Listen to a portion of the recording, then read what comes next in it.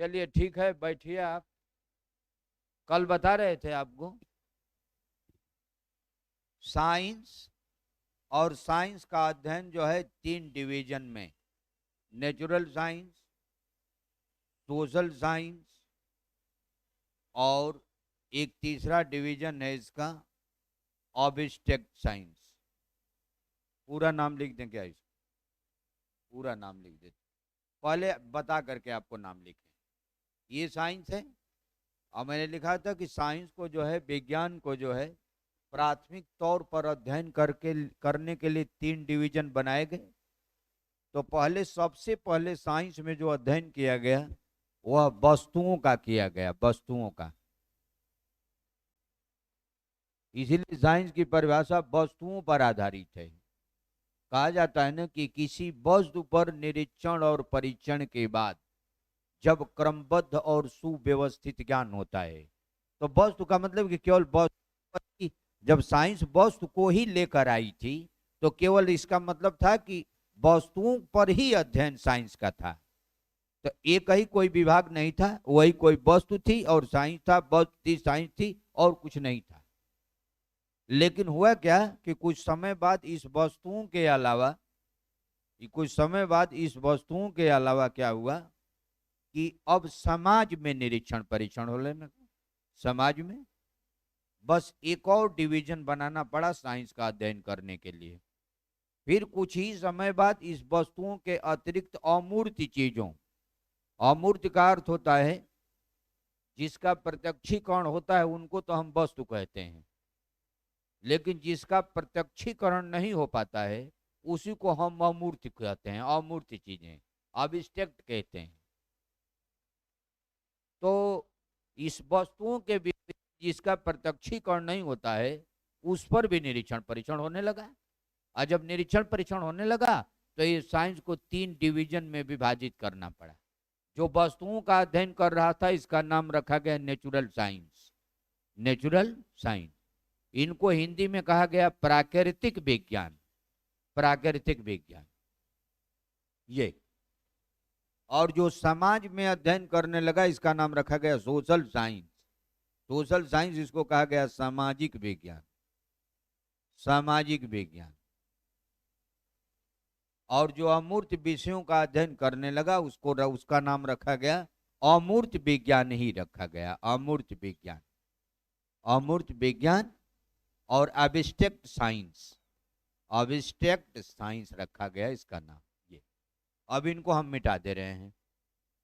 वस्तुओं का अध्ययन करने वाले विज्ञान का नाम नेचुरल साइंस, समाज में अध्ययन करने वाले विज्ञान का नाम सोशल साइंस, और अमूर्त विषयों का अध्ययन करने वाले विज्ञान का नाम अमूर्त विज्ञान हो गया। क्या हो गया? अमूर्त विज्ञान। तो कहने का मतलब यह है कि साइंस के 3 डिवीजन हुए। एक हुआ नेचुरल साइंस, दूसरा हुआ सोशल साइंस, और तीसरा क्या हुआ? Obstruct science.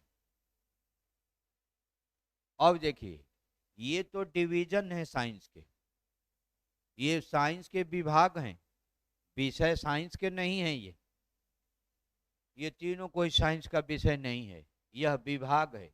Natural science, social science, obstruct science. और इसके अंतर्गत कुल 13 विषय रखे गए, 13 विषय। इन 13 विषय का एडजस्टमेंट कैसे है, इसमें कैसे एडजस्ट किया जाता है इसको?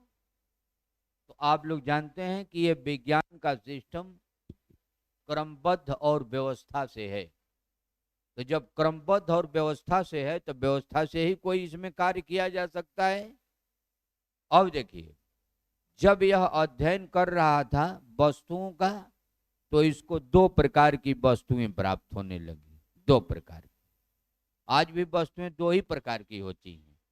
जो इन्होंने बताया है वही चीज हम भी बता रहे हैं आपको, वही चीज आप जानते भी हैं। तो वस्तुओं का अध्ययन करने लगा, वस्तुएं कितने प्रकार की होती हैं? 2 प्रकार की। कौन कौन? नाम क्या है इनका? हाँ, सजीव और निर्जीव, 2 प्रकार की होती हैं। अब जो वस्तुएं, जो सजीव वस्तुओं का अध्ययन जो विज्ञान करने लगा, उस विषय का नाम रखा गया लाइफ साइंस।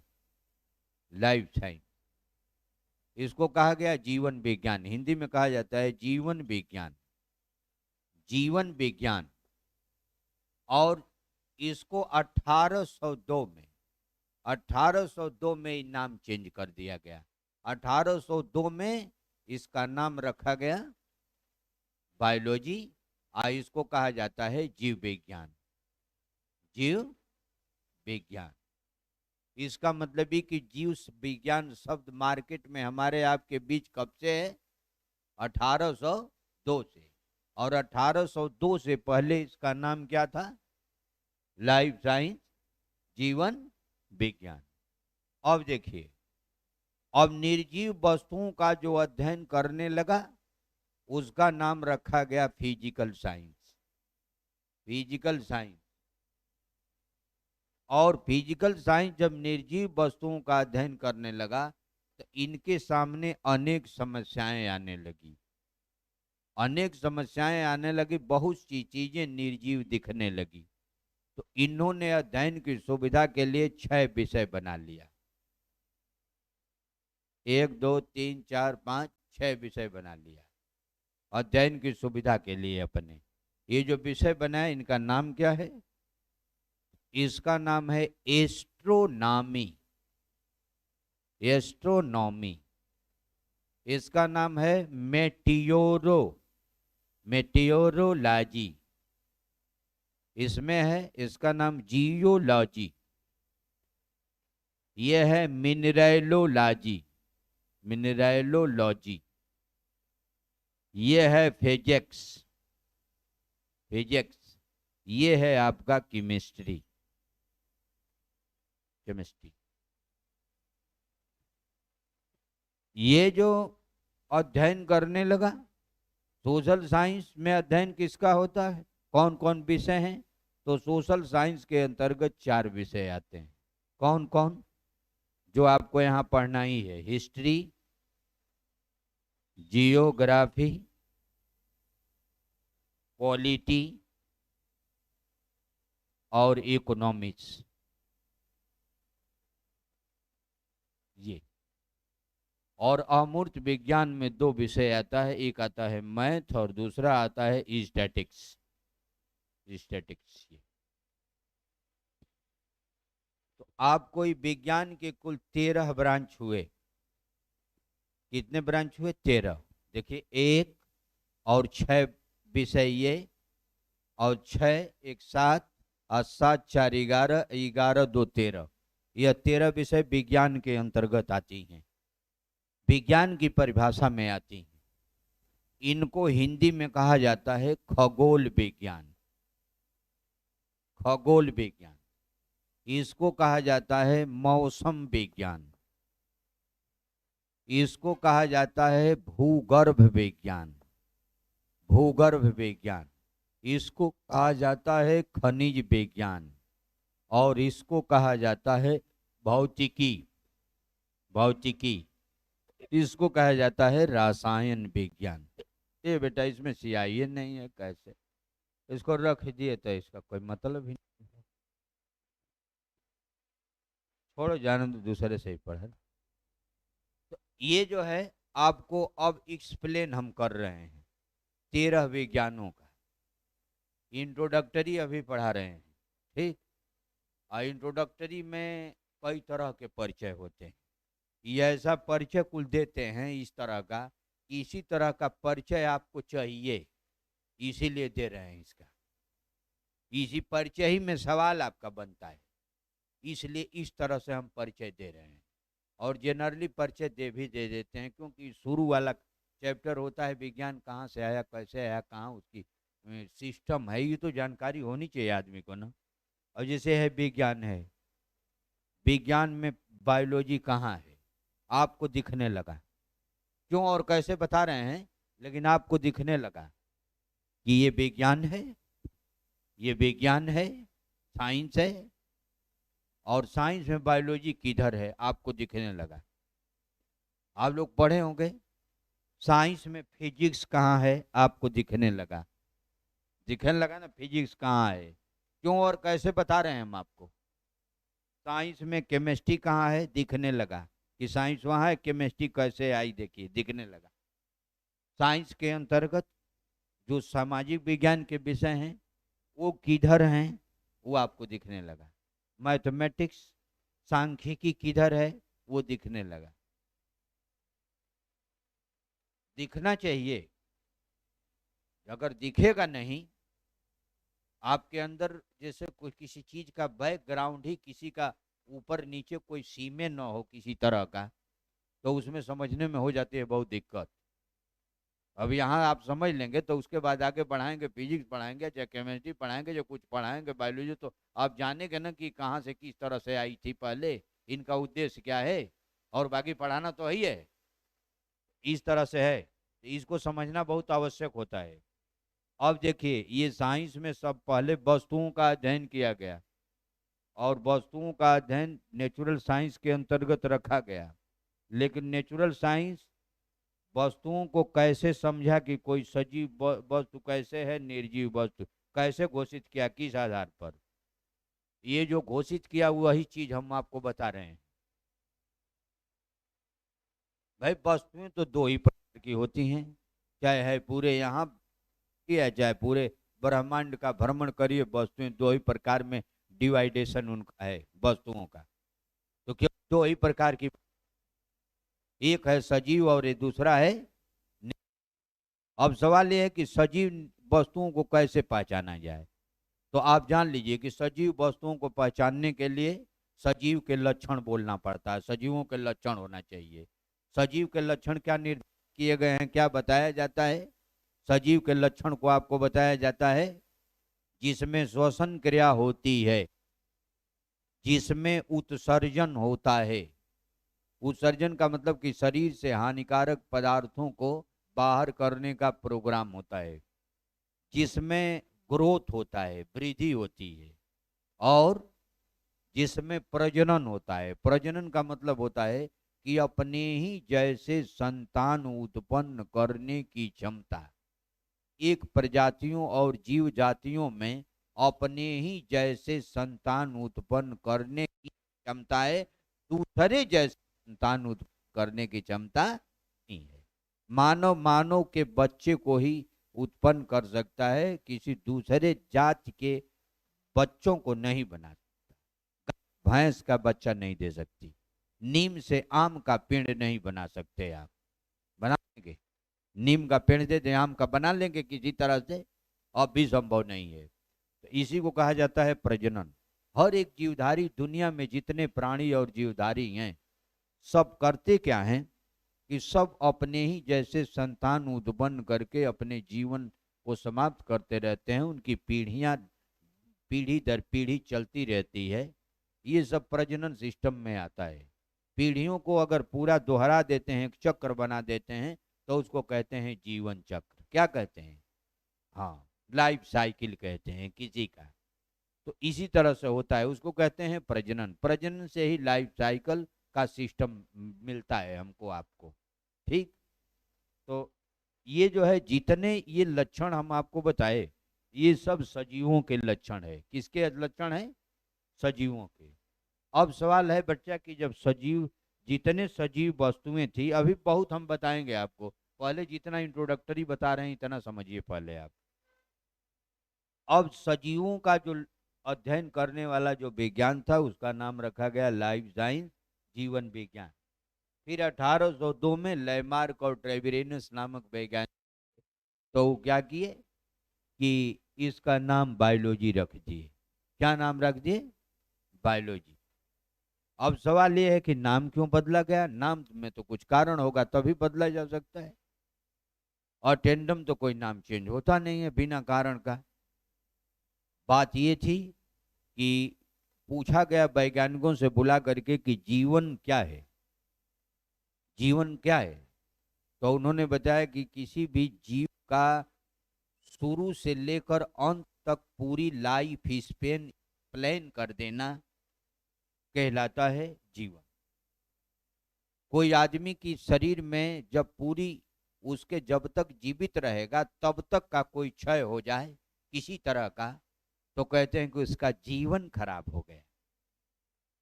कोई पढ़े ना तो अब अनपढ़ रहेगा, वो जब जिएगा तब तक हो सकता है लगभग, यही तो मिलती है, आगे पढ़ने को कोई चांस नहीं मिलता। लोग कहते हैं उसका जीवन खराब हो गया, कोई ऐसी क्षति हो गई, कोई एक्सीडेंट में कि वो टूट गया हाथ पैर, तो कहते हैं उनका जीवन खराब हो गया। जीवन खराब का मतलब कि टूटा हुआ हाथ पैर जब तक के तब तक रहेगा, तो तब तक का पूरा इतिहास बना देना जीवन है। तो वैज्ञानिकों से पूछा गया कि जीवन के विषय में जानकारी तो आप दे दिए, तो ही बताइए, आप बता देंगे? कोई लड़का जन्म लेता है तो आगे जितना वो जब तक मृत्यु नहीं होगा तब तक का आप कुल बता देंगे उसके विषय में? तो वैज्ञानिक बता पाएंगे।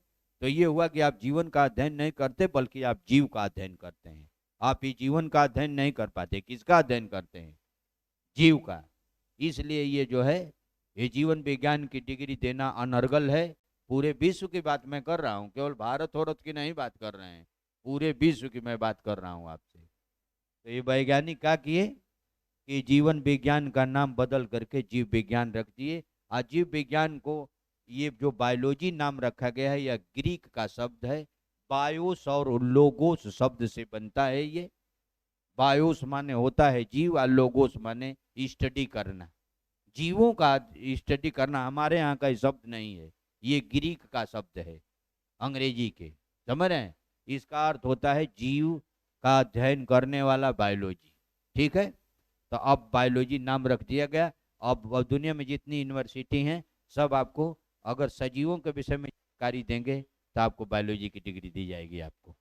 ठीक, बायोलॉजी में भी दो पार्ट होता है, अभी मैं बता रहा हूँ आपको, पढ़ा भी रहा हूँ। ये बायोलॉजी में दो पार्ट होता है, एक होता है जूलॉजी और एक होता है बॉटनी। ये ये जूलॉजी को क्या कहते हैं? जंतु विज्ञान। और इसको क्या कहते हैं? वनस्पति विज्ञान। वनस्पति विज्ञान कहते हैं। अब देखिए, इधर वाली बात तो हो गई सजीव का। निर्जीव वस्तुएं किसे कहते हैं? दो ही है, तो जो यह है वह यह नहीं, जो यह है वह यह नहीं। तो बस इतने ही परिभाषा जा सकती है कि ऐसी वस्तुएं जिसमें सजीवों के लक्षण नहीं पाए जाते उनको क्या कहते हैं? निर्जीव कहते हैं। और निर्जीव का अध्ययन करने वाले विज्ञान का नाम फिजिकल साइंस रखा गया। इसको हिंदी में कहते हैं भौतिक विज्ञान। भौतिक विज्ञान, भौतिक विज्ञान। अब देखिए, ये जब निर्जीवों का अध्ययन करने लगा तो इनको अनेक प्रकार की बातें दिखने लगी।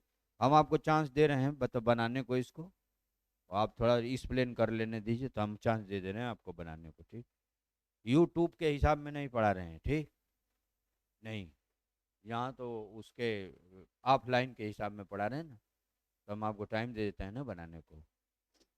तो ये जो है यूट्यूब में तो वो लोग क्या करते हैं कि बस पढ़ाते रहते हैं, जितना घंटा है पढ़ाते रहते हैं, उसका पढ़ा के चले जाते हैं। हम आपको बोल के लिखा रहे हैं, सब सारी चीज़ें सब चीज़ दे रहे हैं, ठीक है। तो ये जो है आपको मैंने बताया कि ये इसको निर्जीव बहुत चीज़ें दिखने लगी। ये पृथ्वी खुद ही निर्जीव, पृथ्वी के जो सरफेस पर जो घटनाएं घट रही हैं, जैसे हवा है, पानी है, ये निर्जीव है। पृथ्वी के अंदर से कोई चीज निकल रहा है, वो भी निर्जीव है। और पृथ्वी के साथ अन्य ग्रह और सूर्य, चंद्रमा, तारे, गैलेक्सी सब जितनी हैं सब निर्जीव है। कौन कौन सजीव है? वो कौन वो जीव है कि उसको कहीं बुला सकते हैं अपने किसी सिस्टम से? समझ रहे हैं? तो इसको बहुत चीजें दिखने लगी निर्जीव का, तो इन्होंने क्या किया है? इन्होंने क्या किया कि 6 विषय बना दिया फिजिकल साइंस अपने में। 6 विषय ये बनाई दे फिजिकल साइंस। 6 विषय कौन कौन? Astronomy, meteorology, astronomy, meteorology, geology, mineralogy, physics और केमिस्ट्री। खगोल विज्ञान, मौसम विज्ञान, भूगर्भ विज्ञान, खनिज विज्ञान, भौतिकी, रसायन विज्ञान। अब एस्ट्रोनॉमी क्या है? खगोल विज्ञान किसे कहते हैं? हम आपसे सवाल नहीं करेंगे, इसलिए नहीं करेंगे कि आप लोगों का बैकग्राउंड नहीं है, ठीक ना? होगा भी तो लोग छोड़ दिए होंगे, हैं? हम आपसे सवाल नहीं करते, साइंस बैकग्राउंड वाले लोगों से सवाल करते, लेकिन हम आप लोगों से नहीं करेंगे, इसलिए आप लोगों को हम पढ़ाना है। जो क्वेश्चन होते हैं उनको लगभग परीक्षा में वो मिलना चाहिए, इससे मतलब है हमसे, ठीक? हम आपसे कोई सवाल नहीं करते, लेकिन एस्ट्रोनॉमी खगोल विज्ञान क्या है? खगोल विज्ञान क्या है? आकाश में जितने पिंड हैं उन्हीं पिंडों का अध्ययन खगोल विज्ञान का मुख्य विषय है। आकाश के पिंड का अर्थ होता है कोई भी पिंड या वस्तु जो भी हो जिसके चारों ओर आकाश हो। हम आकाश के पिंड में हैं, हम आकाश के पिंड में हैं, बोलिए हम हैं आकाश के पिंड में, आकाश में पिंड के रूप में हम हैं। हमारे चारों ओर आकाश नहीं, क्योंकि हमारा शरीर हम पृथ्वी से जुड़ा हुआ है, हैं? बोलिए, इधर देखने पर आकाश दिखाई देगा, इधर देखने पर आकाश दिखाई देगा, चारों ओर दिखाई देगा, लेकिन एक तरफ नहीं दिखाई देगा, एक तरफ पृथ्वी दिखाई देगी, ठीक? लेकिन अगर पृथ्वी से ऊपर अगर चारों तरफ से हम गिरे हैं तो वो पिंड कहलाया जाएगा, आकाश का पिंड। पृथ्वी के चारों ओर घूमने पर, पृथ्वी के चारों ओर घूमने पर आकाश दिखाई देगा, देगा ना? चंद्रमा, सूर्य, जितने उपग्रह हैं पृथ्वी के तो एक ही उपग्रह ही है प्राकृतिक रूप से, जिसको चंद्रमा कहते हैं, ठीक? चंद्रमा और आकाश होगा। पृथ्वी सूर्य का चक्कर लगाती है, तो अकेले सूर्य का चक्कर तो नहीं लगाती ना, 7 पिंड और हैं, कुल मिला के 8। पहले तो 9 ग्रह लोग बोलते थे, और 9 ग्रह पर पूरा पैमाइश कर डाले, लेकिन विज्ञान और किसी भी चीज में बराबर परिवर्तन होता है, हैं? 9 ग्रह से 8 ग्रह हो गया। बताए होंगे, जावेद सर आपको पढ़ाए हैं ना, सब लोग पढ़े हैं जावेद सर से ना? अरे जो ज्योग्राफी वाले थे, हैं? पढ़े हैं ना आप लोग? वही पढ़ाए ना आपको, वो खुद ही बताए होंगे। 2006 में चेंज हुआ था ना, हैं? 2006 में हुआ था ना प्राग सम्मेलन में, वो हाँ 9 ग्रह था, उसको 8 ग्रह कर दिया गया। उसके पहले 9 ग्रह बिने जितने ज्योतिष विज्ञान वाले थे सब 9 ग्रह, लेकिन जो प्लूटो ग्रह था उसको बाहर कर दिया गया। तो बुध शुक्र पृथ्वी मंगल बृहस्पति अरुण वरुण शनि, ये जितने हैं, ये सब कुल मिला के 7 पिंड हैं, इनके चारों ओर आकाश है, तो इनका भी अध्ययन खगोल विज्ञान के अंतर्गत आ गया, क्योंकि आकाश के पिंड हो गए ये भी। या जिस सूर्य का चक्कर लगाते हैं वो सूर्य के चारों ओर भी आकाश है, तो सूर्य भी खगोल विज्ञान में आ गया। सूर्य जो है एक तारा है, वह एक बहुत बड़ा पिंड का चक्कर लगा को कहते हैं गैलेक्सी, आकाश गंगा, हाँ? उसके चारों ओर चक्कर लगाता है, आकाश गंगों के चारों ओर आकाश है, तो वो भी आकाश का पिंड हो गया। मैंने आकाश गंगा का भी अध्ययन गया इसमें, आकाश गंगा का भी अध्ययन आ गया ना इसमें एस्ट्रोनॉमी में। और ये क्या गंगा है तो उत्तर है कि नहीं, अरबों अरबों गैलेक्सियां हैं आकाश गंगा, समझ रहे हैं आप? आकाश गंगा सभी गैलेक्सी को नहीं कहा जाता, जिसके चारों ओर सूर्य घूमता है उसको कहा जाता है आकाश गंगा। आकाश गंगा, दुग्ध मेखला, मंदाकिनी सब बोला जाता है, इस विश्व के सब लोग अपने अपने हिसाब से बोलते हैं उसको, लेकिन जितने अरबों खरबों गैलेक्सियां हैं उनके चारों ओर भी आकाश है। तो इसका मतलब ये कि जब चारों ओर आकाश है तो सभी आकाश के पिंड में हुए, और इसका अध्ययन खगोल विज्ञान में किया जाएगा। लेकिन सवाल यह है कि अगर सबके चारों ओर आकाश है तो आकाश क्या है? तो आकाश की परिभाषा कोई नहीं दी गई है कहीं भी, आकाश की परिभाषा नहीं है। आकाश की परिभाषा अगर दी गई है तो वो भी खतरे से खाली नहीं है, उसका मतलब समझ में आता होता नहीं। जो अनादि हो, जो अनंत हो, उसका नाम आकाश है। अनादि का अर्थ होता है जिसकी उत्पत्ति के विषय में कुछ बताया ना जा सके। अनादि का अर्थ होता है, अब ये अनंत का अर्थ होता है जिसका कोई अंत न हो, ये आपको आप सभी लोग जानते हैं। तो जिसका आदि और अंत न हो उसका आकाश है। आकाश क्या है? आकाश दिख रहा है, वो आपके माँ बस का थोड़े है बेटा, कभी जिंदगी भर में उस आकाश को आप देख नहीं सकते, देख सकते हैं लेकिन वहां उसको टच नहीं कर सकते जाकर के, ये आकाश है, बस सीमा है, इस तरह से नहीं होगा। पृथ्वी पर चलेंगे, पृथ्वी पर चलते चलते चलते चलते जाएंगे किसी चीज के खोज में, आकाश के खोज में, बस एक बहुत बड़ा पिंड मिल जाएगा, उस पिंड के चारों ओर घूमेंगे, बस फिर आकाश दिखाई देगा। फिर सोचेंगे किसी तरह चलें, आकाश को देखें, फिर उधर जाएंगे, बस फिर एक पिंड पर जाएगा, उस पिंड पर फिर चढ़ के चारों ओर घूमेंगे, फिर आकाश आ जाएगा। ऐसे ही घूमते घूमते कल पूरी पीढ़ियां बर्बाद हो जाएगी, आकाश मिलबे नहीं करेगा। जो दिखता है स्काई आकाश, उसका पते नहीं है, कोई देख ही नहीं पाया, उसको समझ ही नहीं पाया, बस उसी के अंतर्गत पिंड है। आज पिंडों की इतनी दूरी है जिसकी कोई सीमा नहीं है, कितनी दूरी है ये। इसलिए हम लोग बहुत मेहनत करते हैं, तो थोड़ी बहुत जानकारी सैटेलाइट वेटेलाइट से लेते हैं। हाई पृथ्वी पर जीवन है, आजीव है, क्या इस पृथ्वी को छोड़ करके कहीं दूसरी जगह जीव है? बहुत मेहनत किया गया है, चंद्रमा पर लोग पहुंचे हैं। पृथ्वी के सबसे नजदीक पिंड चंद्रमा है, और चंद्रमा की दूरी 3,84,000 किलोमीटर दूर है यहाँ से। वो बहुत नजदीक है पृथ्वी के। यहाँ देखो बेटा, ये जगह है नहीं है, छोटा बोर्ड है। अच्छा देखो बेटा, ये आपका सूर्य है। बुध, शुक्र, पृथ्वी, मंगल, बृहस्पति, शनि, अरुण, वरुण, है ना? तो ये जो है, ये सब ग्रह है। अब देखिए, अभी आपको मैं क्या बता रहा था, इसके किसके विषय में जानकारी देने? हाँ, चंद्रमा। देखिए, तो बुध, शुक्र, पृथ्वी है ना, ये पृथ्वी के सबसे नजदीक यहाँ चंद्रमा है, ये पिंडी। ये पृथ्वी से चंद्रमा की दूरी जो है सबसे नजदीक है, ये पृथ्वी के 3,84,000 किलोमीटर दूर है, इसको हम लोग देखते हैं। सूर्य से है पृथ्वी की दूरी यहाँ 15 करोड़ किलोमीटर दूर है।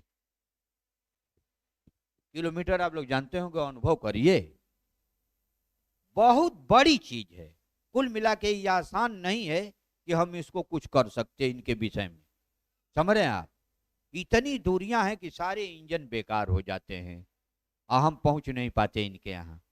इसलिए हम लोग बहुत कोशिश किए हैं, तो बस यहाँ चंद्रमा तक गए हैं, और किसी के यहाँ नहीं गए। और यहाँ सभी जितने उपग्रह जितने आपको पढ़ाए जाते हैं, सब में सैटेलाइट छोड़ करके, और उसकी जो जानकारियां सैटेलाइट द्वारा मिली है, वही जानकारी हमको आपको दे रहे हैं, और वही किताब में लिखा हुआ है। और जाने के लिए आदमी केवल चंद्रमा पर गया है, और उसके बाद कहीं नहीं गया अब तक।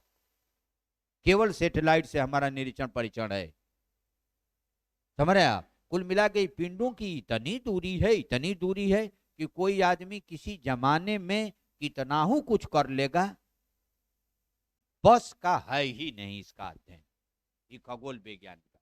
वो तो जो लिखते हैं वो कुछ भी नहीं, खगोल लोग पढ़ाते हैं, भूगोल वाले, वो कुछ भी नहीं है जानकारी। जिस तरह से सच्ची जानकारी चाहिए, वो सच्ची जानकारी कुछ भी नहीं है। अरे कुछ देख लिए, अनुमान कर लिए, उसी को लिख दिए, खगोल विज्ञान की किताब हो गई, बस। और क्या, वहां गए कहां? उस तरह से है। कुल मिला के बस हम इतने कहना चाहते हैं कि इस पिंडों का अध्ययन किसी के बस में नहीं है, बस इतने कहना चाहते हैं, ठीक? यह है मौसम विज्ञान, इसको कहते हैं मेटियोरोलॉजी। क्या कहते हैं? मेटियोरोलॉजी। ये मौसम विज्ञान। मौसम क्या है? किसी भी स्थानीय स्तर पर दैनिक पर्यावरण का आकलन देना, वहां का मौसम कहलाता है। जलवायु क्या है? क्लाइमेट्स क्या है? किसी विशेष क्षेत्र में पर्यावरण की वार्षिक दशा का आकलन देना, वहां की जलवायु कहलाती है। वार्षिक दशा का आकलन देंगे तो एक बदलने में कम से कम, समझ रहे हैं, जलवायु बदलने में कम से कम 30 से 50 वर्ष लगता है। किताबों में लिखा हुआ है, ज्योग्राफी के बताए होंगे, वो भी बताए ना, हैं? कहीं की जलवायु जब 30 वर्ष के अंदर जो चेंज हो जाएगी तो जलवायु परिवर्तन कहलाता है। 50 वर्ष के बाद चेंजिंग होगा तो जलवायु में परिवर्तन लिखा जाएगा, और नहीं तो जो जैसे है वैसे ही लिखा जाता है। इसलिए किसी विशेष क्षेत्र की जलवायु होती है और लोकल क्षेत्र का मौसम होता है। आज इलाहाबाद का मौसम कैसा है, ये प्रश्न सही है। भारत की जलवायु कैसी है, ये प्रश्न सही है। लेकिन कोई कह दे कि इलाहाबाद की जलवायु कैसी है, ये प्रश्न में गलत है, इसका उत्तर कहां से आएगा? इलाहाबाद की जलवायु होगी या पापा महुआ झूसी की, इसकी जलवायु नहीं होती। क्लाइमेट्स, क्लाइमेट्स किसी विशेष क्षेत्र को इंडिकेट करता है, मौसम बताया जाता है लोकल में। भारत में मौसम विज्ञान का मुख्य केंद्र नई दिल्ली में है और भारतीय मौसम विज्ञान संस्थान महाराष्ट्र के पुणे में है। महाराष्ट्र के पुणे में। ये सवाल आपका बन जाता है, कोई पीसीएस, बिहार पीसीएस, यहाँ पीसीएस, वो भी पीसीएस, एक सवाल बन जाता है। अब जब सवाल बन जाता है तो आपको नीचे लिखना पड़ेगा, लेकिन एक काम करिए ना बेटा, इसको पहले बना लीजिए यार, तब सवाल हम लिखाएं इसका। है, पहले बना लीजिए इसको तो बताएं। हाँ, इसको बनाए बनाए तो नहीं है आप, केवल पढ़ा ही रहे थे ना। आप क्या नीचे लिखे हैं, पहले कल वाला बताइए क्या लिखे थे आप। तीन भागों में विभक्त किया जाता है जो इस प्रकार हैं, ठीक। इसके बाद ही बनाइए, पहले बनाइए तो बता रहे हैं। जो इस प्रकार हैं इसको बनाइए।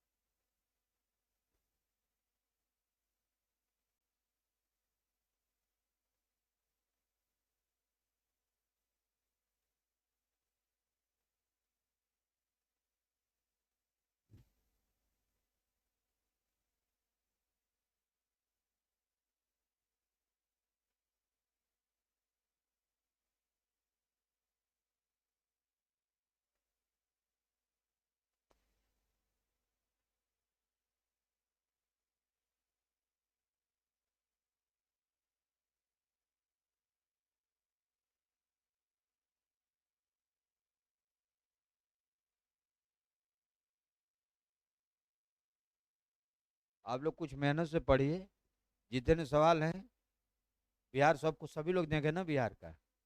हम जितने सवाल हैं कुल बता डालेंगे, जान लीजिए आप। हमारा बताया हुआ बिल्कुल आएगा। हाँ, एकदम कंफर्म है, ठीक। हाँ, कंफर्म कंफर्म कहते हैं। हाँ, हम पढ़ा डालेंगे पूल, एक कुछ नहीं छोड़ेंगे, जान लीजिए आप। हाँ, लेकिन भाई अब इसमें टाइम देंगे तभी तो होगा ना। हाँ,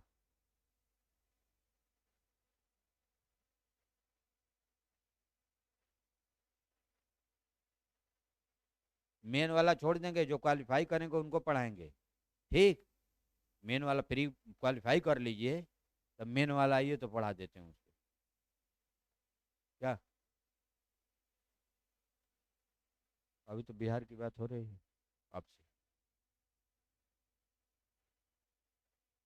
अच्छा अच्छा, चलिए बीच में बता देंगे।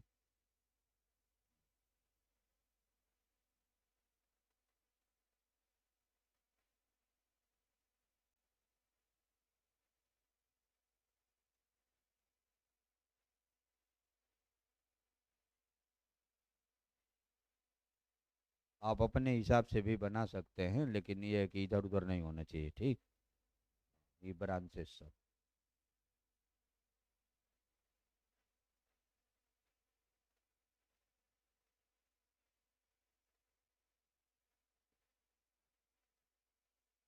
जिसका जहाँ रिलेशन है वो इधर उधर नहीं होने चाहिए, और बाकी अपने हिसाब से आप बना सकते हैं।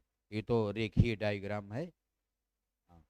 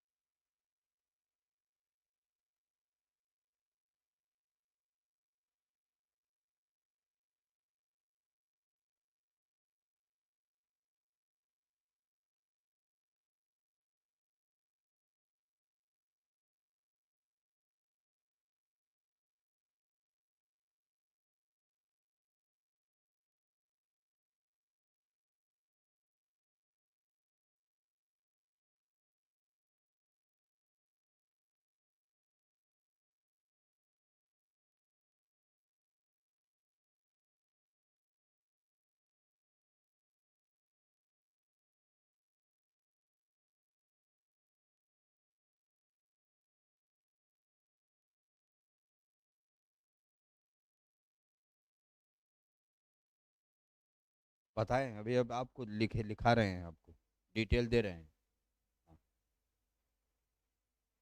बना लिए ना इसका?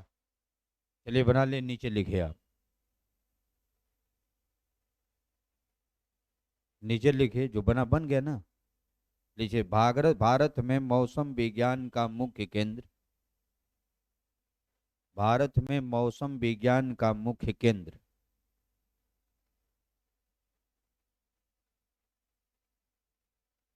नई दिल्ली में है। भारत में मौसम विज्ञान का मुख्य केंद्र नई दिल्ली में है, लेकिन भारतीय मौसम विज्ञान संस्थान, भारतीय मौसम विज्ञान संस्थान महाराष्ट्र के पुणे में है,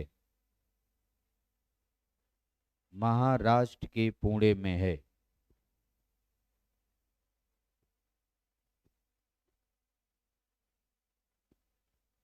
तो देखिए बच्चे, ये आपको बता दिए ना, ये इतना क्या क्या बताए थे। एक खगोल विज्ञान बताए और मौसम विज्ञान बता दिए आप। मतलब रिसर्च तो लोग पूना से करते हैं, लेकिन उसको प्रसारित करने का पूरा काम नई दिल्ली से होता है। ठीक। हाँ। वहाँ पूना में निदेशालय भी था। अब मोदी जी अपना निदेशालय वहाँ से हटा के फिर दिल्ली ले आ दिए हैं। ठीक। हाँ, मौसम विज्ञान का निदेशालय हाल ही में चेंज हुआ है। यहाँ भूगर्भ विज्ञान, देखो बेटा, भू का मतलब होता है पृथ्वी, और गर्भ का मतलब होता है अंदर। गर्भ का मतलब क्या होता है? अंदर। तब पृथ्वी के अंदर का अध्ययन करना।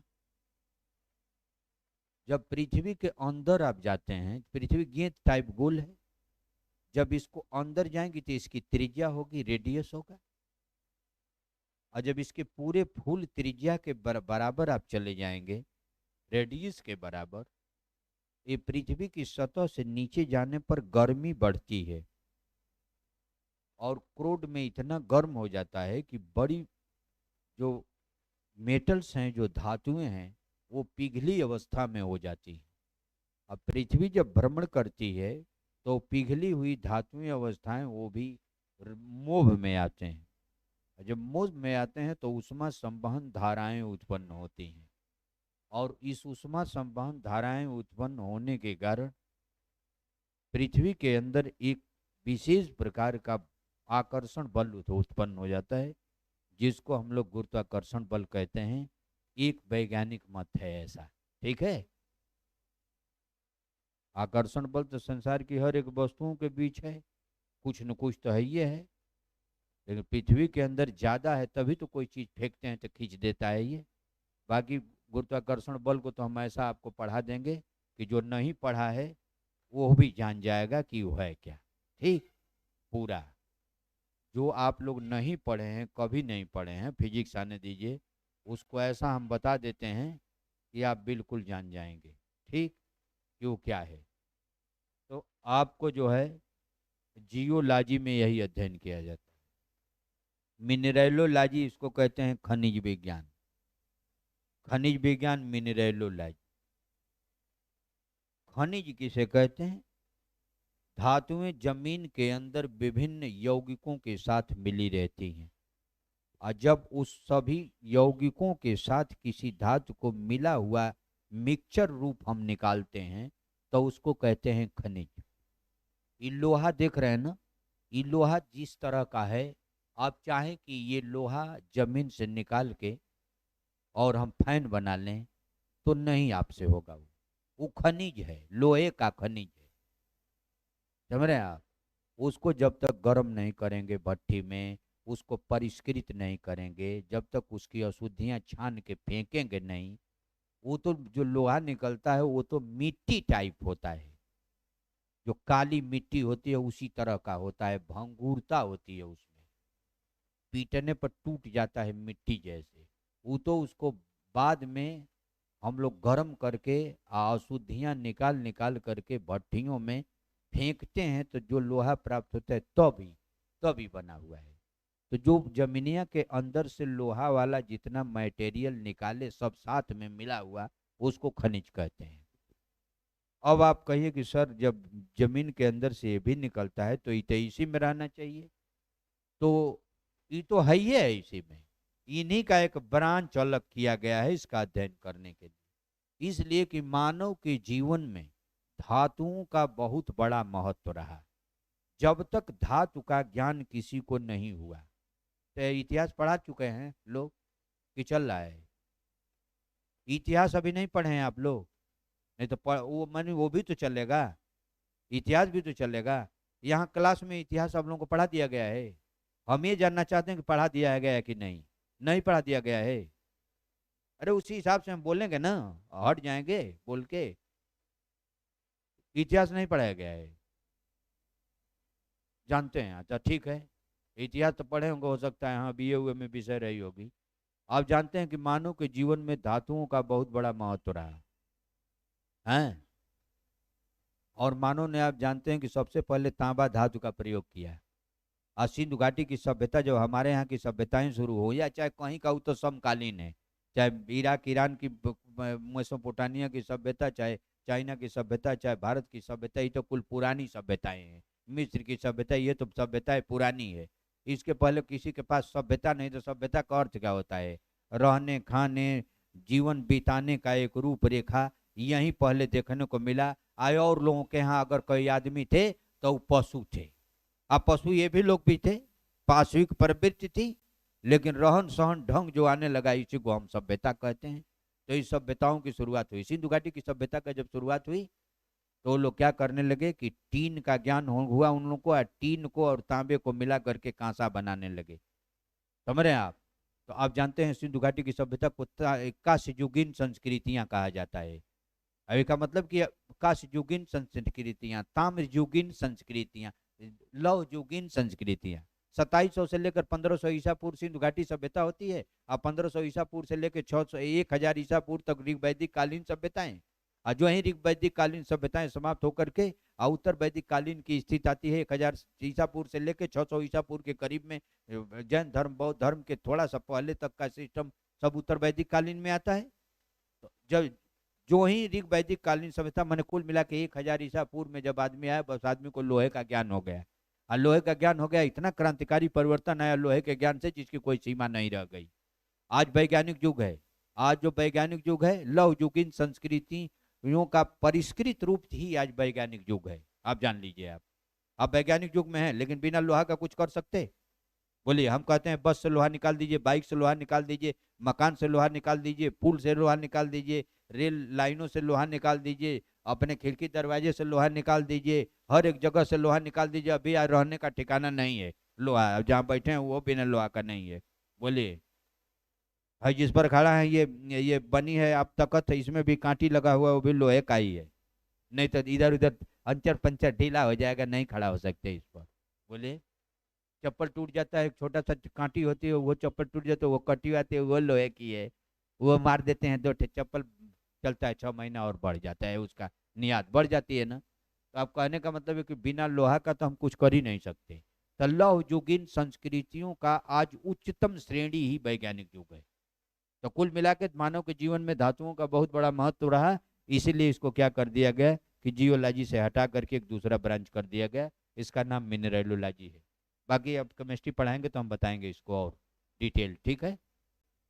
कुछ लगता है कि इसको बताना है, क्योंकि मैं आपके बिहार में का सवाल आए हैं यहाँ से, ठीक है? हम बता रहे हैं ना आपको बेटा, अब हम बहुत सिस्टम से चलते हैं हम, ठीक? हमारा कुल काम सिस्टम से है। कौन चैप्टर पहले पढ़ाना है वो पहले पढ़ाएंगे, कौन बाद में पढ़ाना है उसको बाद में पढ़ाएंगे। इसलिए इधर उधर अब अगर बीच का छोड़ के दूसरा चैप्टर पढ़ाने लगेंगे तो जो पहले जब आवश्यकता है अगर नहीं बताए तो जाके हमको परेशान करने लगेंगे, आप आगे कहेंगे कि क्या है, ये क्या है, ये क्या है, इसका जवाब देते देते परेशान हो जाएंगे हम।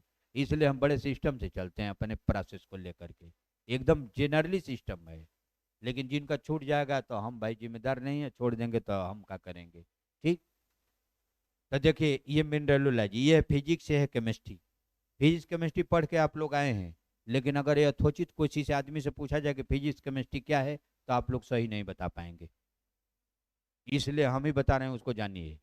आधुनिक मत के अनुसार दुनिया की हर एक वस्तु पदार्थ एवं ऊर्जा की बनी है, और पदार्थों का स्पेशल अध्ययन करने वाले विज्ञान का नाम केमिस्ट्री है, और ऊर्जाओं के स्वरूप का अध्ययन करने वाले विज्ञान का नाम फिजिक्स है। यही फिजिक्स केमिस्ट्री है आधुनिक मत में। ऊर्जाओं के स्वरूप का अध्ययन करने वाले विज्ञान का नाम फिजिक्स है, और पदार्थों के गुण धर्म का अध्ययन करने वाले विज्ञान का नाम केमिस्ट्री है। इसका मतलब ये है, वो तो पढ़ाना है, फिजिक्स केमिस्ट्री है तो आपके विषय है, यहीं से सवाल आते हैं सब, वो तो हम डिटेल देंगे ही आपको। हम केवल बस इनका परिचय बता, जैसे सबका परिचय बताए, इसका भी परिचय बताना जरूरी है ना। इसका मतलब ये हुआ कि संसार की हर एक वस्तुओं में फिजिक्स और केमिस्ट्री का रूप समाहित है।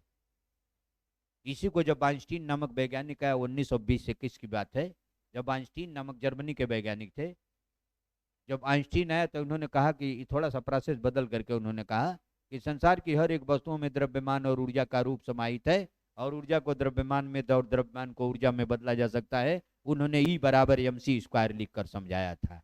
E बराबर mc² लिख करके बाद में इनका ये लिखा देंगे, जहां आएगा वहां, ठीक है। अभी उसको पढ़ाना है इनको, इसलिए मैं कुछ बोल नहीं सकता। है ऊर्जाओं के स्वरूप का, कुल मिला के आप जानिए ऊर्जाओं के स्वरूप का। ऊर्जा से कोई काम हो रहा है, वो भी है, उष्मा है, प्रकाश है, विद्युत है, क्या है, ऊर्जित है, यही तो कुल पढ़ाना पड़ता है इसमें। अब देखिए ये है केमिस्ट्री। केमिस्ट्री में सभी पदार्थ अणु परमाणुओं से बने हैं, बोलिए।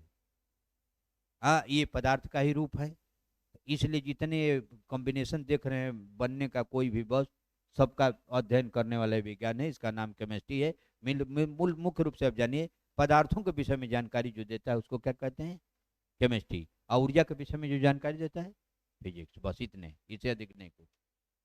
अब देखिए इधर हो गया, ये हो गया सामाजिक विज्ञान, ये दूसरा डिवीजन आ गया। अब देखिए नेचुरल साइंस के अंतर्गत आपको ये सब विषय आ गई, जितनी है तब सब नेचुरल साइंस के अंतर्गत ये आपका विषय आई। अब देखिए सोशल साइंस, जब ये वस्तुओं का अध्ययन कर रहा था तो नेचुरल साइंस आ गया। फिर समाज में जब अध्ययन होने लगा तो सोशल साइंस आ गया, सामाजिक विज्ञान। अगर किसी आदमी से पूछा जाए कि समाज क्या है तो क्या बताएंगे आप? अगर पूछ दिया जाए समाज क्या है, सोशल साइंस पढ़े हैं तब भी आप सही नहीं बताते परिभाषा। समाज क्या है? मानव मूल्यों का व्याख्यात्मक रूप देने वाले विज्ञान का नाम समाज है। अभी कोई लोग समाज शास्त्री अभी पैदा नहीं हुए थे, उसके पहले अरस्तु ने खुद कहा था कि मनुष्य एक सामाजिक प्राणी है। क्या कहा था? प्राणी बहुत हैं, लेकिन समाज शब्द मानव मूल्य से जुड़ा हुआ है। मनुष्य, किसने कहा था कि मनुष्य एक सामाजिक प्राणी है? इसको अरस्तु ने कहा था। कौन कहा? अरस्तु ने कहा। और समाज शास्त्री थे बहुत ने कहा। रूसो का कोई बहुत जो जबरदस्त कथन है, क्या है रूसो का? अब तो कानून में है, ला में। रूसो का एक कथन है, मनुष्य स्वतंत्र पैदा हुआ लेकिन विभिन्न प्रकार के जंजीरों से जकड़ा हुआ है। ये रूसो का शब्द है, समझ रहे हैं? अभी तो ला में भी है। हाँ, ला का जो शुरुआत वाली जो सिस्टम है उसको पढ़ेंगे तो मिलेगा। तो आप कुल मिला के जानिए, मनुष्य एक सामाजिक प्राणी है, कौन कहा? अब मानव मूल्यों का व्याख्यात्मक रूप देने वाले विज्ञान का नाम समाज है। उदाहरण दे दे का? उदाहरण दे दे बाहरी कोई? हमारे पास अनेक उदाहरण है किसी का। विज्ञान पढ़ाते हैं लेकिन समझ लीजिए इतिहास। हाँ, हमारे पास उदाहरण अनेक है, जब कहीं से पूछेंगे तो हम उदाहरण अपने से बना देंगे आपको देने के लिए, ये भी जान लीजिए। हाँ, उदाहरण एक दे दें समाज का। वो चौराहे पर 10-20 भैंस जा रही है, हमसे कोई पूछता है कि कौन जा रहा है, तो हम कह देंगे भैंस का समूह जा रहा है, तब तो ठीक है। अगर कह दें कि भैंस का समाज जा रहा है तो पढ़ा लिखा जो आदमी हमारे ऊपर देखने लगेगा कि कैसा आदमी कह रहा है कि भैंस का समाज जा रहा है। लेकिन वहीं इसी स्थान पर अगर 10-20 आदमी मानव मूल्य, देखिए समझिए, 20 आदमी जब मान लीजिए अध्यापक लोग हैं, झंडा बैनर लेके जा रहे हैं चौराहे, हमसे पूछ रहे हैं कि कौन लोग जा रहे हैं, तो हम कह दें कि अध्यापकों का समाज जा रहा है। तो ये राइट है कि इसके यहाँ के लिए, ये यहाँ के लिए राइट है, ठीक। लेकिन अगर भैंस का समाज कह देंगे तो राइट नहीं है, गलत है, भैंस का समूह। समझे आप? इसीलिए कहा कि मनुष्य एक सामाजिक प्राणी है। प्राणियों के विषय में अरस्तुए ने ही बताया था, बाद में ये भी बताया मनुष्य एक सामाजिक प्राणी है। प्राणी तो बहुत हैं, अभी बता रहे हैं अरस्तु के विषय में, प्राणी तो बहुत हैं, लेकिन प्राणियों में से एक मनुष्य को खींच लिया वो, कहा कि मनुष्य एक सामाजिक प्राणी है। एक लड़का गया था लोक सेवा आयोग में इंटरव्यू देने यहाँ, तो वो आप ही के जैसे, लेकिन वो एमएससी करके एलएलबी किया था। तो कहे कि पहले तो पूछा, बैकग्राउंड जरूर पूछा जाता है कि क्या आप करते, क्या किए हैं, आपका क्वालिफिकेशन क्या है। तो कहा कि मैं जंतु विज्ञान से करके, तो उसके बाद एलएलबी, उसके बाद तैयारी करता हूँ। भाई जिसकी अपनी अपनी क्षमता है, जिस तरह से हो। कहे कि आपका तो सिस्टम तो ठीक नहीं लगता आपका। तो कहे कि सिस्टम ठीक नहीं है, लेकिन जहाँ मन लगा उधर चले आए। कहे कि ठीक है, मेहनत की हो तभी तो आप आए मेरे पास इंटरव्यू के लिए। कहे कि हम तुमसे और कुछ नहीं पूछेंगे, हम तुमसे एलएलबी वाली बात नहीं पूछेंगे। वो कहा कि ये बताइए जंतु विज्ञान में किसका अध्ययन किया जाता है। तो कहे कि जंतुओं में, जंतुओं का। तो कहा कि जंतु विज्ञान में जंतुओं का अध्ययन किया जाता है, लेकिन आपका अध्ययन किस में होता है, आपका। तो कहे कि आपका मतलब, कहे कि अरे भाई आप आदमी हैं, तो आदमी का अध्ययन किस में होता है। तो कहे कि जंतु विज्ञान में ही आदमी का अध्ययन होता है। भाई पढ़ा है तो जानबे कर रहा है। उन्हें पूछ दिया कि आदमी क्या है, बस फंस गए इसके आगे वो। ये जो पढ़ा रहे हैं, यही टॉपिक है, आदमी क्या है, आदमी क्या है। उन्होंने पूछा कि आदमी क्या है। उनको यही बताना था कि प्राणी तो बहुत हैं, लेकिन अरस्तु ने बहुत पहले आदमी की व्याख्या कर चुका, और उन्होंने कहा था कि मनुष्य एक सामाजिक प्राणी है, बस यही कहना था। लेकिन वो फंस गए। ठीक, ऐसे ऐसे सवाल पाते हैं। ऐसा सवाल आपसे किया जाता है इंटरव्यू में, तो किताबी नॉलेज रहता ही नहीं है, वो बिल्कुल आपको स्वयं बताना है उसको। हम लोग पढ़ा रहे हैं बेटा, हम लोग सेवक में इंटरव्यू दिए हैं, तो थोड़े पढ़ा रहे हैं, हम भी दिए हैं। इस तरह से नहीं आए हैं आपके यहाँ पढ़ाने, ये आप जान लीजिए, हम लोग भी दिए हैं। हाँ, एक चीज और है, इंटरव्यू जो नहीं दिया, इंटरव्यू का हाल वो नहीं जानता है कि कैसे होता है। अगर किसी बोर्ड के नाम को किसी को पूछ दीजिए, वो नहीं जानता है कि इंटरव्यू में बोर्ड भी होता है, अलग अलग कई लोगों का। लेकिन वो जानता ही नहीं, जो इंटरव्यू नहीं दिया है उसका कुछ मतलब नहीं। जितने लोग आपके साथ जाएंगे सबको बाहर कर देते हैं, आप ही अंदर जाएंगे, सारी प्रोसेस आप ही का है अंदर। समझ रहे? जो गया है वही जानता है, और जो नहीं गया वो क्या जानता है। इस तरह से सवाल आपको किए जाते हैं। पूछे कौन कहा था कि मनुष्य एक सामाजिक प्राणी है। चलिए एक एक पॉइंट आ गया है, अब आपको ये लिखना पड़ेगा। लिखिए, अरस्तु ने सबसे पहले कहा, अरस्तु ने सबसे पहले कहा कि मनुष्य एक सामाजिक प्राणी है।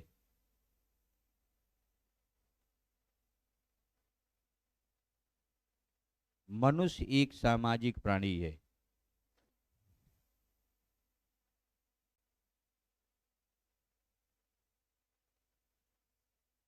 बस यहाँ बात अरस्तु की है, विज्ञान है, और बाकी कौन का कहा उससे कोई मतलब नहीं। आगे देखिए, अब देखिए, जिस सब्जेक्ट का संबंध डायरेक्ट मानव मूल्य से होता है, वही सब्जेक्ट इसमें आते हैं, हिस्ट्री, जियोग्राफी, पॉलिटी और इकोनॉमिक्स। इस हिस्ट्री का अर्थ होता है इतिहास, इति माने होता है ऐसा हुआ, आहास का अर्थ होता है देखा गया, ऐसा हुआ देखा गया उसका नाम इतिहास है।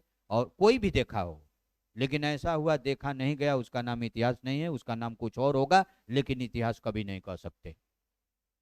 ये बताए मौर्य काल को कौन देखा? बोलिए, आप लोग जानते हैं तो बताइए ना, मौर्य काल के इतिहास का पता किससे चलता है? हाँ? मौर्य काल के इतिहास का पता किससे लगता है? जब अभी यही तो आप लोग नहीं बता पा रहे हैं। देखिए, अब ये लड़के कह रहे थे कि सब लोग जानते हैं, तो जानते हैं तो बताइए ना। हाँ?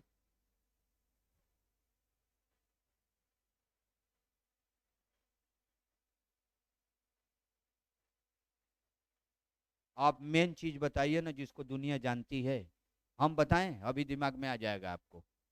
एक एक विदेशी यात्री आया था, उसका नाम था मैगस्थनीज। उन्होंने एक पुस्तक लिखा है, उसका नाम है इंडिका। समझ रहे हैं? हाँ, उसी से मौर्य काल के इतिहास का विस्तृत जानकारी मिलती है हमको। तो वो उस समय था तो उस समय देख लिया। अब हम इतिहासकार बड़ा बन जाएं और कहें कि हम मौर्य काल का इतिहास लिख रहे हैं तो हमारा एक कोई इतिहास माना नहीं जाएगा। इस समय मोदी का, अमित शाह का, जितने ये लोग हैं, इनका इतिहास हम लिख करके रख दिए और नहीं रहेंगे तो 2-4 हजार वर्ष चलता रहेगा, क्योंकि ऐसा हुआ, देखा गया, मैंने देखा, मैंने लिखा, यही इतिहास कहता है। ठीक है, बिना एविडेंस का नहीं चलता है, इसीलिए इस साइंस की परिभाषा में आता है, नहीं तो आता नहीं। अगर निरीक्षण परीक्षण पर आधारित नहीं होता तो ये आएगा नहीं, जान लीजिए आप। साइंस से क्यों बाहर हुआ ये भी बताएंगे। टाइम ये खत्म हो गई नहीं, वो पुल बताएंगे, लेकिन जहां से छोड़े हैं वहीं से बताएंगे। टाइम ये खत्म हो जाती है। तो देखिए, ये हिस्ट्री, ये है जियोग्राफी। जियोग्राफी का मतलब क्या होता है, सभी लोग पढ़े हैं। देखिए, जियोग्राफी का असली यही अर्थ होता है, जियो माने भूमि और ग्राफ माने दिखने वाला। भूमि पर जो कुछ दिखता है उसी का नाम जियोग्राफी है। पढ़ाया तो जाता है, खगोल वगोल सब कुल पढ़ाते हैं, लेकिन इसका असली अर्थ है जियोग्राफी। जियो भूमि, ग्राफ माने दिखने वाला। भूमि पर क्या दिखता है। अगर ज्योग्राफी आप पढ़ते हैं तो क्या पढ़ते हैं आप, कोई भी वर्ड स्त्री से लेकर के कहाँ तक आप जानिए। मानव भूगोल को छोड़ दीजिए, वो तो हमारे समाज के लिए है, सामाजिक विज्ञान में है तो समाज का ज्ञान उसको चाहिए। लेकिन भूगोल की स्थिति क्या है, ये पृथ्वी पर जो कुछ दिखता है, पृथ्वी पर क्या दिखता है, देश दिखता है, देश का नक्शा बनाते हैं, ग्राफ, वही कहलाता है जियोग्राफिक। जियो भूमि, ग्राफ, ग्राफ बनाना, नक्शा बनाना, बोलिए जियोग्राफी। ये भूमि पर दिखता है, देश दिखता है, देश का नक्शा बनाते हैं, जियोग्राफी हो गया। फिर आप कहें नदी, पहाड़, पर्वत, बोलिए घाटियां, चोटियां, ये घास के मैदान, जंगल, ये सबका अध्ययन इसी में न करते हैं आप। ये पृथ्वी पर घूम कर देख लीजिए, जो दिखाई देता है वही सब जियोग्राफी। जो भूमि पर दिखाई देते उसी का नाम ज्योग्राफी है। अब कहता है नर्मदा नदी कहाँ से निकलती है, तो जाके देख लीजिए कहाँ से निकलती है, उसमें कुछ करना थोड़े है। देखिए कौन पर्वत चोटी सबसे ऊंची है, माउंट एवरेस्ट होती है, जाके देखिए, घूमिए पृथ्वी पर भ्रमण करिए, कहाँ सबसे चोटी ऊंची कौन है, घूमते रहिए ना इस पर, पृथ्वी पर घूमिए। अब घूम करके देखिए, नेपाल है, नेपाल यहाँ चोटी सबसे ऊंचाई पर है, और सबकी चोटी सब छोटी छोटी है। बोलिए, तो कहने का अर्थ है कि आप जो है आप इस भूमि पर जो कुछ देखते हैं वही ज्योग्राफी है, सही पूछिए तो, और बाकी जो पढ़ाते हैं उनकी बात करिए। यहाँ पोल्ट्री, पोल्ट्री तो आप बताएंगे। राजनीति शास्त्र किसे कहते हैं, राजनीति शास्त्र अब नहीं बताएंगे, हम ही बोलें। अच्छा ये बताए, भारत का सबसे पुराना शास्त्र कौन है, ये आपका विषय है, हमारा नहीं है। भारत का सबसे पुराना शास्त्र कौन है, ऋग्वेद बेटा वेद है, आप नहीं जानते। भारत का सबसे पुराना शास्त्र मनुस्मृति है, जान लीजिए। क्या नाम है, मनुस्मृति।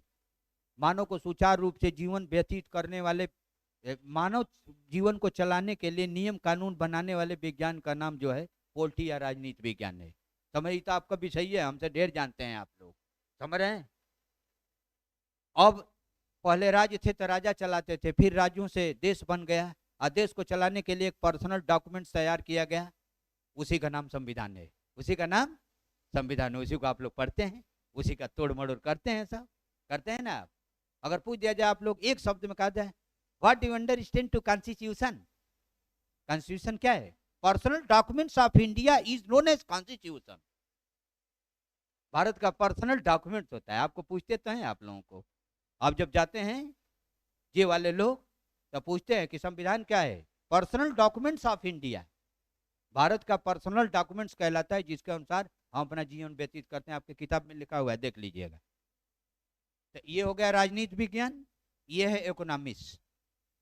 इकोनॉमिक्स का अर्थ होता है अर्थशास्त्र, अर्थ माने धन, शास्त्र माने नियम, धन को लेने देने का क्या नियम है, इसको बताने वाले विज्ञान का नाम अर्थशास्त्र या इकोनॉमिक्स है, अर्थशास्त्र या इकोनॉमिक्स है। बात समझ में आई। और बाकी जो लोग पढ़ाएंगे तो अपना जो लोग पढ़ाएंगे तो देख लीजिएगा, इकोनॉमिक्स तो है नहीं ना, ये नहीं है आप में, ये आप में नहीं है, नहीं है। हम सिलेबस देखे हैं, हम जो कि कई प्रकार के सिलेबस बहुत पढ़ते हैं तो थोड़ा कंफ्यूज हो जाते हैं सिलेबस से। लेकिन हम ये नहीं कि सिलेबस से कंफ्यूज हो गए तो चैप्टरों से कंफ्यूज हो गए, ही नहीं होगा। हाँ, लेकिन ये है कि सिलेबस कितना कोई बताएगा, बहुत चीज है ना इसमें। ऐ देखिए अमूर्त विज्ञान। अमूर्त किसे कहते हैं? जिसका प्रत्यक्षीकरण होता है उसको वस्तु कहते हैं, और जिसका प्रत्यक्षीकरण नहीं होता उसको अमूर्त कहते हैं। देखिए संख्याएं अमूर्ति हैं, 1 2 3 4 5 6 7 8 9 10। आपको मैंने कुछ बताया? कुछ दिखाया? नहीं दिखाया ना। एक नॉलेज में कोई चीज डाल दी है 10 तक। हमने कहा 10-10 कलम हमको आप कल लोग लेते आइए सभी लोग। अगर 10-10 कलम ले आएंगे तो हम आपको काउंटिंग करके जान जाएंगे मेरे पास कलम कितनी होगी कल। इसी तरह से जो काउंटिंग की जाती है इसको अमूर्त विषय कहा जाता है। एक चीज बताएं आपको, अमूर्त और अमूर्त का असली अर्थ जान लीजिए आपको। अमूर्त का अर्थ होता है प्रत्यक्षीकरण न होना, प्रत्यक्षीकरण न होना। अच्छा, अगर एक बात कहते हैं आपसे, अगर हम कहते हैं चार, चार और लिख, और कह देते हैं, अगर ये महात्मा गौतम बुद्ध ही इसको क्लियर किए थे अपने समय में, हैं कि अमूर्त विषयों के विषय में हम कुछ नहीं बता सकते, ठीक ना, गौतम बुद्ध ही कहे थे। और प्रतीत समुत्पाद उनका एक चक्र है, उसमें आप पढ़ेंगे, फिलॉसफी पढ़ रहे होंगे जो लोग, बौद्ध दर्शन, हाँ उसमें दिया है। तो वो जो है क्या बता रहे थे आपको, हाँ, तो गौतम बुद्ध ने ही खुद एक इसको क्लियर किया, समझ रहे हैं। अमूर्त अगर चार है, हम कह दिए चार, आप सवाल हमसे कर देंगे कि वो चार किसका बना हुआ है। तो बताइए, दुनिया की हर एक वस्तु इलेक्ट्रॉन प्रोटॉन न्यूट्रॉन से बनती है, और चार बोल दिए तो इसमें कौन प्रोटॉन आ गया? बताइए, चार, फोर। अब आप कहते फोर किसका बना है, तो हम क्या बताएं भाई, यही अमूर्ति है। क्या है? अमूर्ति है। और अमूर्त विषयों का अध्ययन करने वाले संख्याएं अमूर्त होती हैं, और संख्याओं पर जो विज्ञान चलता है उसका नाम मैथ और स्टैटिक्स है। मैथ और स्टैटिक्स है, ठीक। मैथ में फैक्ट रिजल्ट दिया जाता है, और स्टैटिक्स में जो है लगभग का रिजल्ट में मारा जाता है, इसीलिए मैथ अलग हो गई। कोई दंगा हो गया, आपने मान लीजिए आप कहीं अधिकारी हैं किसी शहर में, कोई दंगा हो गया, अगर मुख्यमंत्री प्रधानमंत्री फोन करके पूछ रहा है आपके दंगाई कितने थे, तो आप कहेंगे कि लगभग 100 ठे रहे होंगे, 50 ठे रहे होंगे लगभग, लेकिन आप एक्यूरेट नहीं बता सकते। ये नहीं कहते दंगाई नंबर 1, इसका मतलब तो कि जितने दंगा करके भागे थे सबको हाथ में पकड़ करके गिने के, बाँ पकड़ के दंगाई नंबर 1, दंगाई नंबर 2, तब तो आप करेंगे। यहाँ मैथ नहीं चल पाता है। यही देखिए, छोड़िए, हमारे पास अनेक उदाहरण है। यही देखिए, जैसे मनोज सर हैं, हम आए पढ़ाने, ठीक, बोलिए, तो हमसे, हम जब पढ़ा करके गए तो हम पूछ रहे हैं कि आपके क्लास में कैसे कितने लड़के थे, तो बोले उनसे हम झगड़े जाकर करेंगे कि आपका सिस्टम ठीक नहीं है, आप लोग इस तरीके के आदमी हैं, आप लोग जो है पहले बताते नहीं, नहीं तो हम काउंटिंग कर लिए होते। झगड़ा करेंगे बैठ के उनसे? नहीं करेंगे ना। हम कह देंगे हमारे क्लास में लगभग 20 लड़के रहे होंगे, 20-25 लड़के रहे होंगे, तो वो जान गए कि इस क्लास में कितने लड़के होंगे। बोलिए। लेकिन वो पहले ही से कह दें कि आप थोड़ा जा रहे हैं पढ़ाने, लड़कों की काउंटिंग कर लीजिएगा, तो हम लगभग नहीं कहेंगे, नहीं, हम काउंटिंग करके एक एक करके बताएंगे कि अब दूसरी बार जाएंगे तो उनको पढ़ा करके उनको बताएंगे मेरे क्लास में 20, केवल 20 लड़के थे, ये मैथ है। और लगभग बता दिए 25, तो 30 होंगे तब भी सही है, अब 20 होंगे तब भी सही है। तो हर जगह मैथ से आप काम नहीं ले सकते। बात समझ में आई? हाँ, वो बड़े स्तर की जो परीक्षाएं हैं कुछ, उसमें स्टैटिस्टिक्स भी आपको, हम लोगों के समय में तो आईएएस स्टैटिस्टिक्स था, ये समय शायद निकाल दिया है। हम लोगों के समय में आईएएस वाले में स्टैटिस्टिक्स था। स्टैटिस्टिक्स की मुझे पूरी किताबें, हमको तो रिसर्च के दौरान ही पढ़ना पड़ा स्टैटिस्टिक्स, हम तो पहले ही से पढ़े थे, हमको बहुत ज़्यादा जरूरत नहीं थी, हम अपने रिसर्च काल के दौरान ही स्टैटिस्टिक्स पूरी पढ़ लिए थे। लेकिन जब आईएएस का परीक्षा जब देने लगे तो उसमें भी स्टैटिस्टिक्स आ गया, उसका सामना करना पड़ा। जो लोग कभी नहीं पढ़े थे वो लोगों से चक्कर में पड़ गए, कोई ऐसा कोई मिल जाता जो हमको पढ़ा देता, कोई पढ़ाने को तैयार नहीं था, बहुत परेशान थे, समझ रहे हैं आप। तो स्टैटिस्टिक्स जो होता है ये लगभग का रिजल्ट मारता है, और ये जो होता है क्या होता है, ये आपको फैक्ट रिजल्ट देता है, ठीक। जैसे इसको मैं 10 कह देंगे तो 10 रहेगा, 11 नहीं होगा। इसमें लगभग 10 कह देंगे तो 9 8 इधर होगा, 11 12 दोनों जा सकता है, ठीक। इसीलिए इनसे अलग कर दिया गया ये। तो आप जान लीजिए एक चीज कि यहाँ से इतना जितना अध्ययन ये है, ये नेचुरल साइंस का, इसको कहते हैं प्योर साइंस, इसको कहते हैं दोनों को अनप्योर साइंस। अनप्योर साइंस को हम लोग अपनी भाषा में आर्ट कहते हैं। आर्ट इसलिए कि यह साइंस के अंतर्गत तो आ गया दोनों, क्योंकि निरीक्षण परीक्षण पर आधारित परिभाषा था, लेकिन साइंस ने कहा कि हमारे नियम और पद्धति का पूरा पालन करिए। सोशल साइंस कहा कि हम नहीं कर पाएंगे, नहीं तो चल ही नहीं पाएंगे हम। इन्होंने कहा ऐसा है कि अगर नहीं कर पाओगे तो हम प्योर साइंस में नहीं रखेंगे, उसको अनप्योर साइंस में आपको रख देंगे। तो ये अनप्योर साइंस में हो गया, ये भी हो गया अनप्योर साइंस में, समझ रहे, दोनों अनप्योर साइंस में आता है, ये प्योर साइंस में नहीं आता है। ये साइंस की नियम और पद्धति गुण धर्म का पालन नहीं करता। तो प्योर साइंस और अनप्योर साइंस में जितने दूसरा तीसरा जो नया है, ये अनप्योर साइंस के ये सब्जेक्ट हैं, इनमें आपको डिग्री नहीं दी जा सकती है साइंस की। जब तक इसको इसका सब्जेक्ट नहीं रहेगा बैचलर ऑफ साइंस की, आपको डिग्री रोक दी जाएगी। मैं एक चीज आपको बता देता हूं, बस आप जान, प्योर साइंस का मतलब होता है कि जो साइंस की का एथेंटिक जो रूपरेखा है वही लिखना पड़ेगा आपको इसमें। अब जैसे हमने कहा कि न्यूटन के पहले नियम को लिखिए, तो सभी लोग एक ही बात लिखेंगे तभी सही होगी, नहीं तो होगा नहीं। बोलिए, ये प्योर साइंस है, फिजिक्स का विषय है ना, बोलिए प्योर साइंस है। लेकिन अगर कहते हैं कि इलाहाबाद के समस्याओं पर टिप्पणी लिखिए, तो सभी लोग एक ही चीज लिखेंगे? हैं, बोलिए। किसी के पास कलाकारी होगी तो बहुत बढ़िया लिख देगा, उसी कलाकारी दिखाने के कारण इसका नाम रखा गया आर्ट साइंस का विषय, कलाकारी वाला विषय।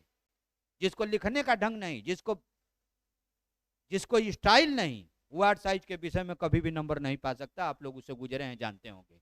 लेकिन साइंस में लिखना इधर उधर भले है, लेकिन साफ साफ लिख दिए ओरिजिनल चीज तो आपको नंबर मिल जाएगा। और लेकिन आर्ट साइंस के विषय में लिखते रहिए, कलाकारी दिखाते रहिए, इसीलिए उसका नाम है आर्ट साइंस, साइंस नहीं। तो साइंस के जो विषय होती हैं प्योर साइंस है, आर्ट साइंस के जो विषय होते हैं आर्ट कहलाती हैं। इधर से सब ये विषय आर्ट साइंस के हैं। अब देखिए हमारा इससे कोई मतलब नहीं, आर्ट साइंस में जब आ गया तो सब खत्म, ये भी पूरा खत्म, हम नहीं कुछ बोलेंगे अब आपसे इस संबंध में। हम आ गए प्योर साइंस पर।